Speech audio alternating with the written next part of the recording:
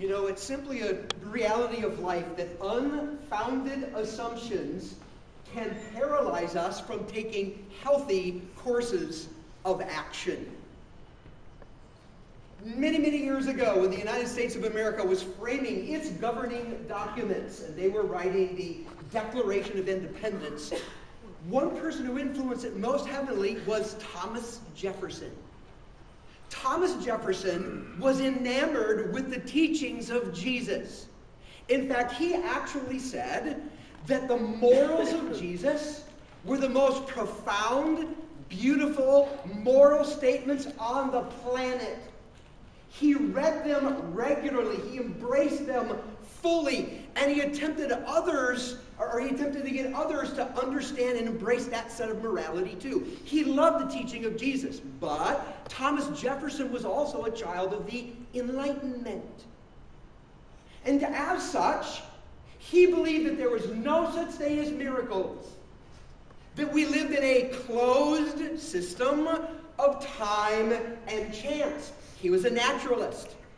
Now, this created a real conflict when Thomas Jefferson would go through the Bible. So he decided one day that what he would do is he would take a pair of scissors and he would cut everything miraculous out of the Bible.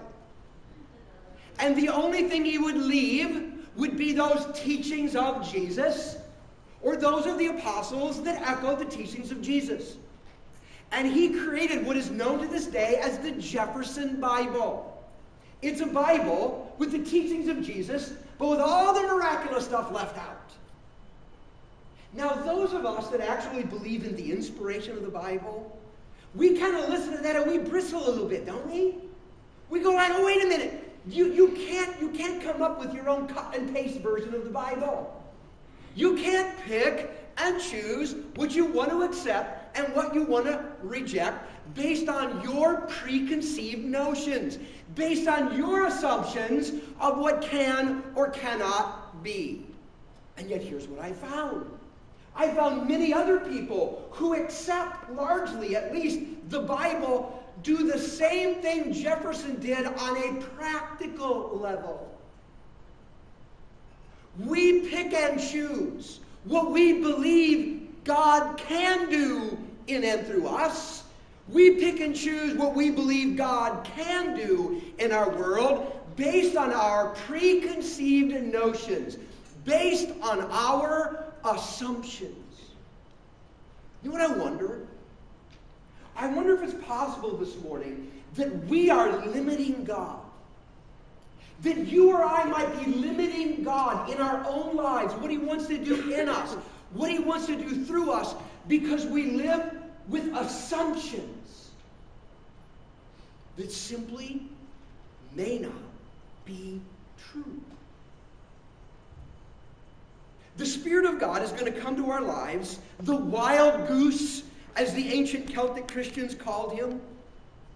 And He's going to want to lead us down unpredictable paths, down hard roads, into dangerous places to fulfill life-giving purposes. But often that wild goose, the Spirit of God, can call to us to follow, and we don't budge. Not because we're rebellious, not because we're hard-hearted, not because we don't want anything to do with God, but because what He seems to be saying doesn't fit with our assumptions. And we go, no, it can't work that way. No, it can't be like this. No, it can't happen that way. Not me, not now, not in this way, because of what we assume is true. But those assumptions are often false. I am convinced as I read through the Bible, as I experience life myself, as I interact with others that are on a faith journey, I am convinced that God is waging warfare on our assumptions that we carry with us through life. And I am convinced that what God wants to do is He wants to take many of our assumptions in life and He wants to blow them up. He wants us instead to firmly believe Him come and that he can do anything. And he's at war with our assumptions. In fact, there's a man whose story is found in the Bible. And his story sort of, it explains, it gives great insight into this warfare that God wages on human assumptions and how those assumptions can keep us from hearing and following God into the greatest adventures in life. The man's name is Abraham. And his story picks up in Genesis, the first book of the Bible, chapter 12. And here we find that Abraham, at the time his name was Abram. But we find that Abraham was just going about his business when God suddenly appeared. And he said to Abraham in Genesis chapter 12 the following things.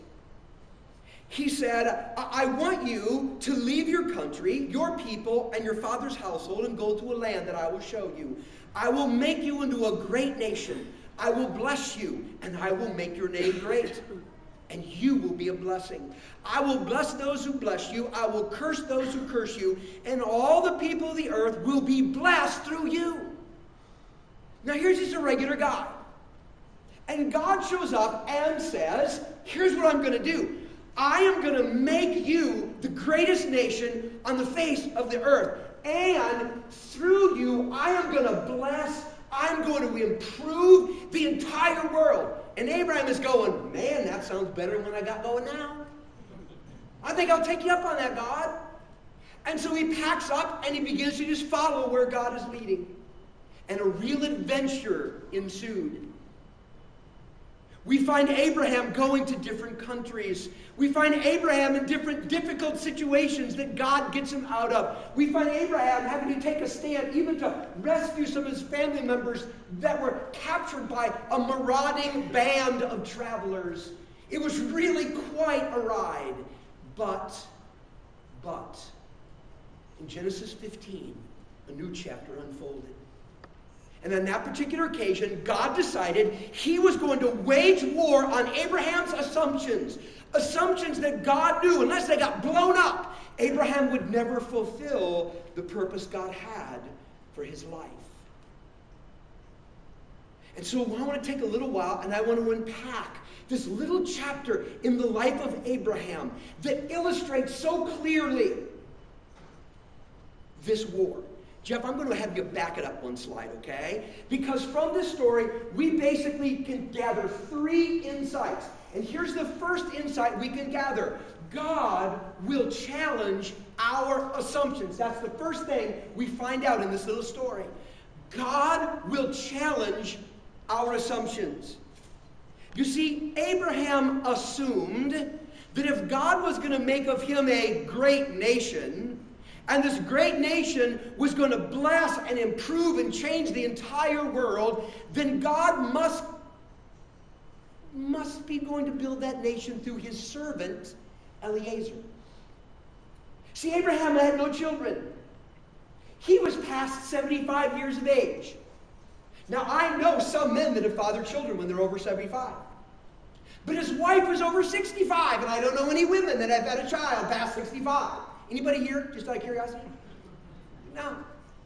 And so Abraham's going, okay, what I know is God can't build a nation through like my own kids because we're well past the time when you can have kids. So God, according to the customs of the day, God must going to be raise up the nation through my number one servant, Eliezer. Because the custom was that if the head of the family had no heir, he would take his most trusted servant.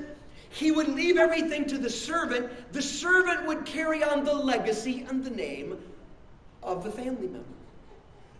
But God then came to Abraham and he said these words in Genesis chapter 15. Next slide, Jeff. He said, Abram said, you have given me no children, so a servant in my household will be my heir. Yeah, that's my assumption. It's got to work this way, right, God? Then the word of the Lord came to him, came to Abraham. This man, Eliezer, your servant, will not be your heir, but a son coming from your own body will be your heir.